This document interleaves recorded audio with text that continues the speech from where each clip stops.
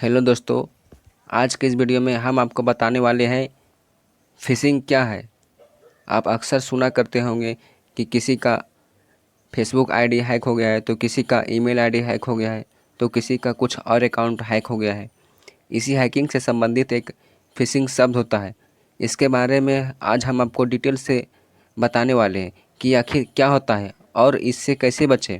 आप इस वीडियो को आप थोड़ा सा भी स्किप मत कीजिएगा, नहीं तो आपको बिल्कुल भी कुछ समझ में आने वाला नहीं है। अगर आप इस चैनल पर नए हैं तो चैनल को सब्सक्राइब ज़रूर कर लें और साथ में बेल आइकन दबाना ना भूलें। तो चलिए इस वीडियो को शुरू करते हैं। फ़िशिंग क्या है?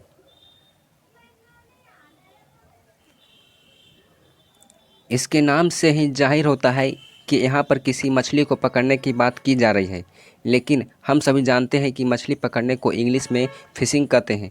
अगर इस फ़िशिंग से यह हटाकर पीएच लगा दे तो ये फ़िशिंग बन जाता है, जिसका हिंदी में अर्थ होता है ऑनलाइन जालसाजी।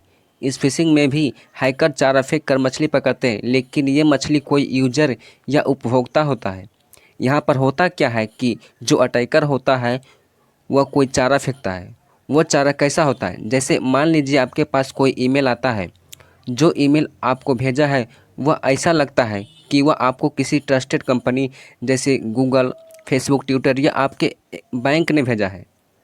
इस ईमेल का डिज़ाइन आपको आकर्षित करने वाला होता है। इस ईमेल को देखकर आपको ऐसा लगता है कि ये आपके काम का ईमेल है और मजबूरन उस ईमेल पर एक्शन लेने लग जाते हैं। इन ईमेल पर कुछ ऐसा लिखा होता है जो आपको आकर्षित कर लेता है। जैसे ईमेल पर लिखा होता है कि आपको कोई नया ऑफ़र मिला है, सिक्योरिटी अपडेट की गई है, आपको फिर से लॉगिन करना पड़ेगा, कंपनी ने आपके अकाउंट पर कोई अनैतिक एक्टिविटी नोटिस की है। या फिर यह भी लिखा हो सकता है कि आप इस लिंक पर क्लिक करके लॉगिन करिए, आपको फिर से वेरीफाई किया जा रहा है। तो ऐसा कुछ ईमेल आने के बाद कोई भी नॉर्मल यूज़र करता क्या है, वो इन ईमेल को सीरियसली ले लेता है और ईमेल पर दिए गए लिंक पर क्लिक करने के बाद वह फेक या नकली वेबसाइट पर पहुंच जाता है। इसके बाद वह उस फेक वेबसाइट पर लॉगिन करने की कोशिश करता है। यहाँ पर वह लॉगिन तो नहीं होता है, लेकिन जो अपने यूज़र नेम और पासवर्ड डाला था वह अटैकर्स या हैकर्स के पास पहुँच जाता है। इस तरह कोई भी यूज़र फिशिंग अटैक का शिकार हो जाता है। अब बताने वाले हैं कि फिशिंग से कैसे बचें।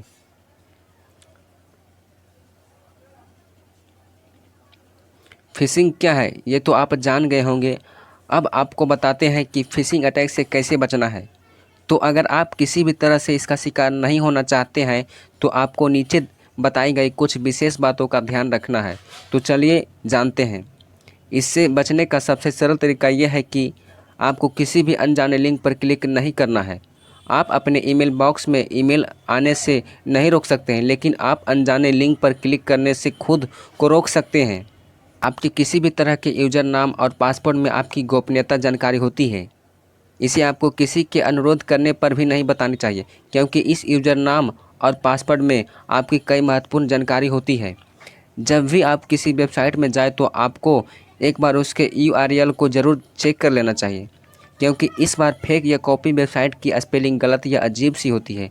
तो इन सही बातों का ध्यान रख के आप फिशिंग से बच सकते हैं। तो अब आप जान गए होंगे कि फ़िशिंग क्या है, फ़िशिंग अटैक से कैसे बचें।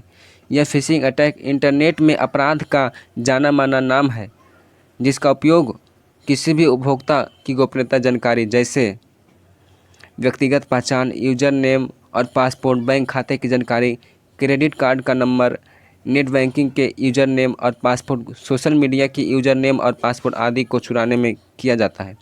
फ़िशिंग का काम पिछले कई सालों से चलता आ रहा है और आज भी चल रहा है। दोस्तों, अगर आपको यह वीडियो अच्छी लगी हो तो चैनल को सब्सक्राइब ज़रूर करें और वीडियो को लाइक करें, अपने दोस्तों के पास शेयर करें। Thanks for your watching.